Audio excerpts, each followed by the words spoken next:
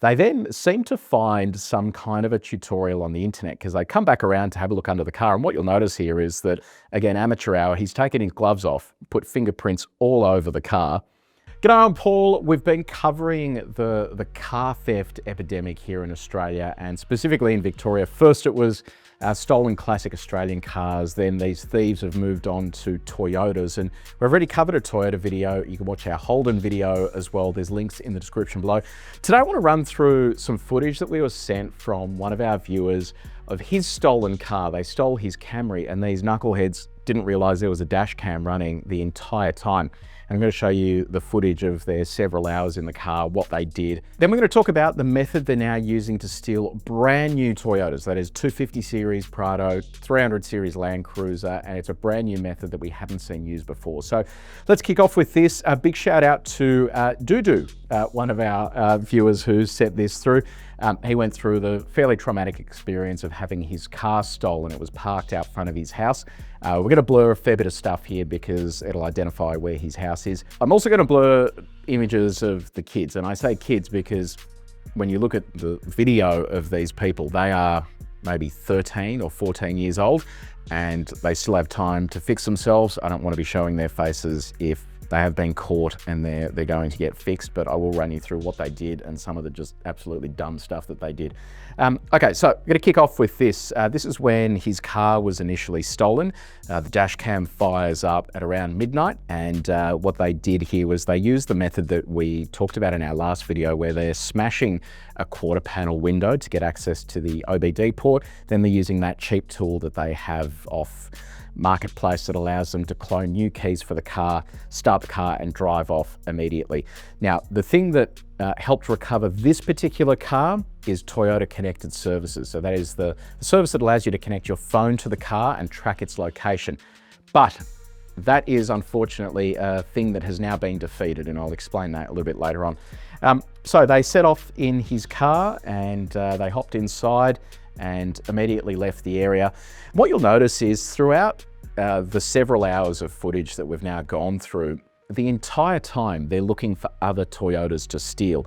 And they rock up here to like a community center of some sort. And throughout the entire video, these guys are actually driving very sensibly because they obviously don't want to arouse suspicion. And what they do here is they rock up to this community center, park very nicely and gently, and then they start going around the car and removing identifying things off it. So they, according to Dudu, they took all of the hybrid badges off the car. It's a newer Camry, so it has the newer hybrid badges on it. That is just in case anyone did spot it on the road, they'd be able to basically remove those badges. They would also now be looking for cloned plates, a plate that they're able to attach to this car so you can't immediately spot it when it's out on the road. Throughout this entire thing, they had absolutely no idea that a dash cam was running. This bit of footage is hilarious because these two Muppets don't know how to open the bonnet. So they go back and forth with each other and then they sit here for a little while trying to figure out how to open the bonnet. So they've just popped it there and then comically they just they don't know how to open it. I mean, it is just the height of, you know, it just shows you that these guys have no clue what they're doing.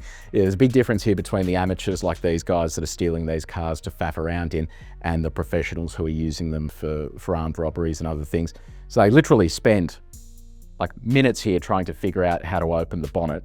And then finally they crack it open after a lot of faffing. There it is.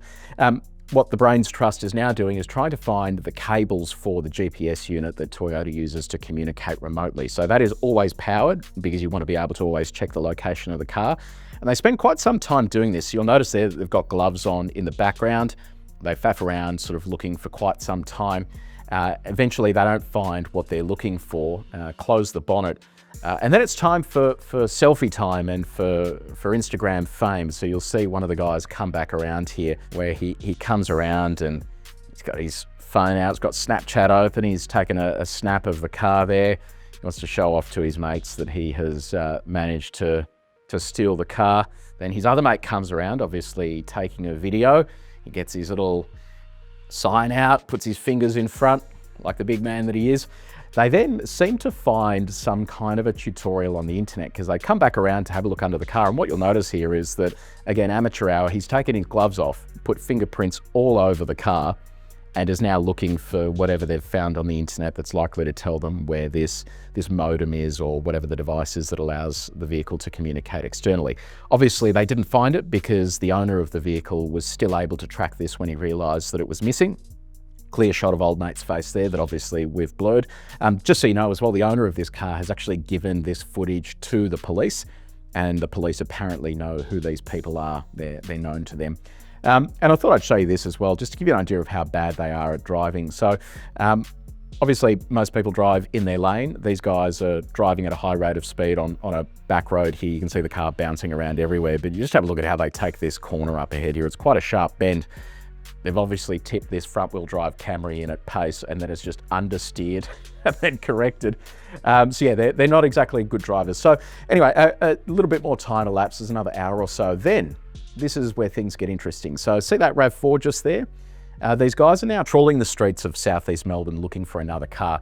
Dudu told us that his car was low on fuel. So I think these guys, A, would have realised that the car's connected to the internet and they weren't able to disable the tracker, and B, it was running out of fuel. So it means you're either going to do a fuel runoff and get the police on your tail, or you just go find another Toyota, which again, are very easy to steal using this cheap device off the internet. And throughout the video, in fact, they actually rocked up to a hotel where a white RAV4 was parked in the car park, and they tried to get into that, but for whatever reason, they gave up on that. See, there's another RAV4 there and another one on the other side of the road with some sign writing on it. So they've got their hearts set on that white RAV4. So you can see here, they pull up. Now, the one thing they won't have noticed that we did notice when we played the footage back, you can see the light on at that house in that top corner. So at this point, it's sort of 2 in the morning. That light wasn't on when they drove past the first time. So now they're getting out of the car to go and steal that car. You'll notice that that light on the house switches off, and he walks past just as it switches off and realizes that someone is in fact either awake or at home, and he then immediately doubles back. So you can see him come past now, realizes that light has turned off. There's obviously someone that's either walked outside or something's happened. You can see that device in his right hand as well, which is the device they're using to steal these cars, readily available off the internet and for cheap. And they give up on stealing that RAV4. Unfortunately, they drive around a little bit longer and they find that blue RAV4 just there on the right-hand side. They then pull in Dudu's Camry, park it right here, and they hop out, and you'll see them just sort of lurking over there. They then basically come back and they steal that blue RAV4, which is then taken, and we don't know yet whether that car has been recovered or not. Dudu, because he had the GPS device running in his car, he was able to then the next day find his car and go and pick it up. Unfortunately, there was a wait on that quarter panel window, so he had a long time to wait for that. So that is an indication of what they're doing with these stolen cars. Now, these are the amateurs. The more serious criminals, though, are basically keen to run from the police. They're using these in organised crime. And this is an example of one horrific situation that we had here in Melbourne, where one of these absolute dipshits is all you can call them, drove a 200 series LandCruiser through a shopping centre while it was open, narrowly missing people. Thankfully, this wasn't a busy shopping centre and he didn't hit anyone, but this is the lengths they are going to get away from the police, where they're risking the life of everyone, potentially going to kill you while you're at the shopping centre. So this was quite a high-risk situation, and police obviously acted accordingly to try and stop this person. They did finally catch up with them days later, but that is some pretty scary stuff. And it leads me to this next video, which is courtesy of 7 News.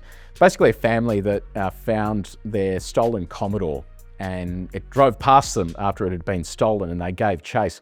These criminals were using a decoy vehicle, a Subaru WRX STI. You can see it just there. So basically the STI would follow the Commodore, and they would basically go in opposite directions so that they would move away from each other. The big issue here is that, yeah, you've seen your car, which is great. You want to try and catch up to it. It is your pride and joy. Totally understand that. But when you're driving whatever you're driving, which appears to be a four-wheel drive of some sort, high center of gravity, you're then putting other road users at risk to catch these guys.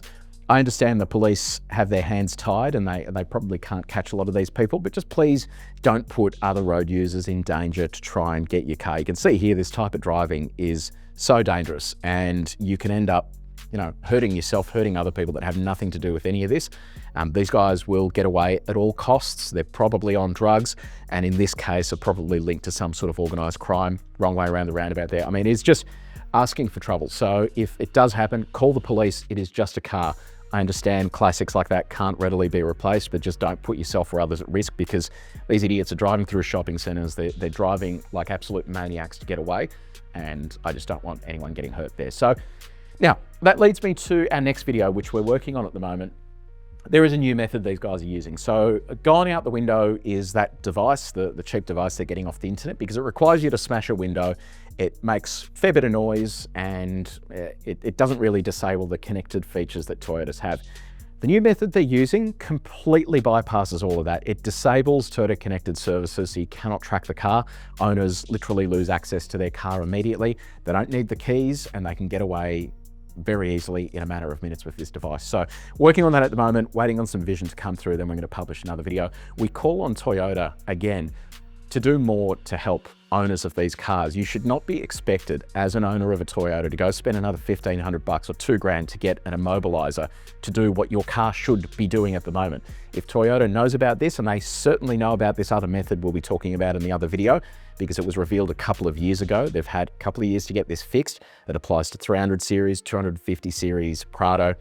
They are able to steal these cars in minutes. There are literally hundreds of thousands of Toyotas that are affected by this very simple hack. So thank you for watching. Please do share this video, because people need to know what is happening with these cars. You need to invest in things like dash cams and GPS trackers and immobilizers to keep your car safe, especially if you park it on the road. These guys are just driving around all night.